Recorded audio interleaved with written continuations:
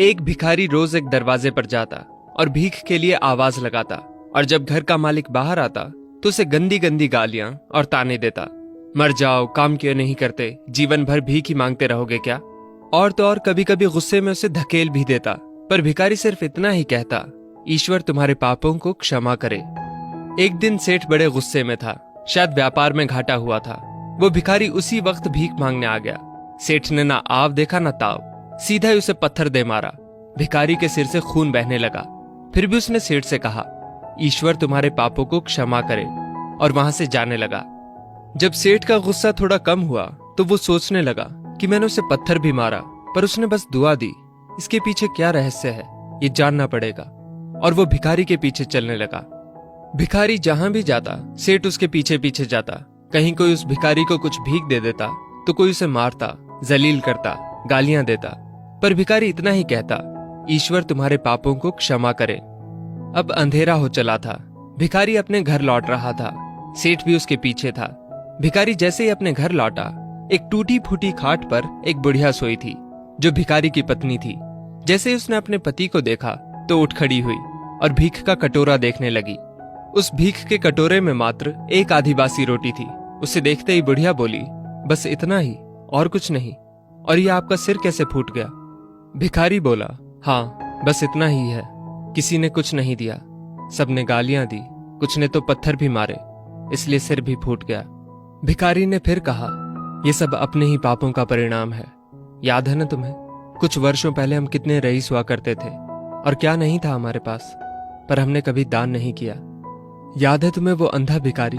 बुढ़िया की आंखों में आंसू आ गए। कैसे हम उस अंधे भिखारी का मजाक उड़ाते थे, कैसे हम उसकी थाली में रोटियों की जगह खाली कागज रख देते थे, कैसे हम उसे जलील करते थे, कैसे हम उसे कभी कभी मार व धकेल देते थे। अब बुढ़िया ने कहा, हाँ सब याद है मुझे। कैसे मैंने भी उसे राह नहीं दिखाई और घर के बने नाले में गिरा दिया था। जब भी वो रोटियां मांगता था तो मैंने बस उसे गालियां ही दी। एक बार तो उसका कटोरा तक फेंक दिया था। और वो अंधा भिखारी हमेशा कहता था कि तुम्हारे पापों का हिसाब ईश्वर करेंगे, मैं नहीं। आज उस भिखारी की बद्दुआ और हाय हमें ले डूबी। फिर भिखारी ने कहा, पर मैं किसी को बद्दुआ नहीं देता, चाहे मेरे साथ कितनी भी ज्यादती क्यों ना हो जाए। मेरे लब पर हमेशा दुआ ही रहती है। मैं नहीं चाहता कि कोई और इतने बुरे दिन देखे। मेरे साथ अन्याय करने वालों को भी मैं दुआ देता हूं, क्योंकि उनको मालूम ही नहीं वो क्या पाप कर रहे हैं, जो सीधा ईश्वर देख रहा है। जैसी हमने भुगती है कोई और ना भुगते, इसलिए मेरे दिल से बस अपना हाल देख के अब दुआ ही निकलती है। सेठ चुपके चुपके सब सुन रहा था। उसे अब सारी बात समझ आ गई थी। बूढ़े बुढ़िया ने आधी रोटी को मिल बांट कर खाया और सब प्रभु की महिमा है बोलकर सो गए। अगले दिन वही भिखारी भीख मांगने सेठ के यहाँ गया। सेठ ने पहले से ही उसके लिए रोटियां निकाल रखी थी, जो उसने भिखारी को दी, और हल्की सी मुस्कान भरे स्वर में कहा, माफ करना बाबा, मुझसे गलती हो गई। भिखारी ने कहा, ईश्वर तुम्हारा भला करे, और वो वहां से चला गया।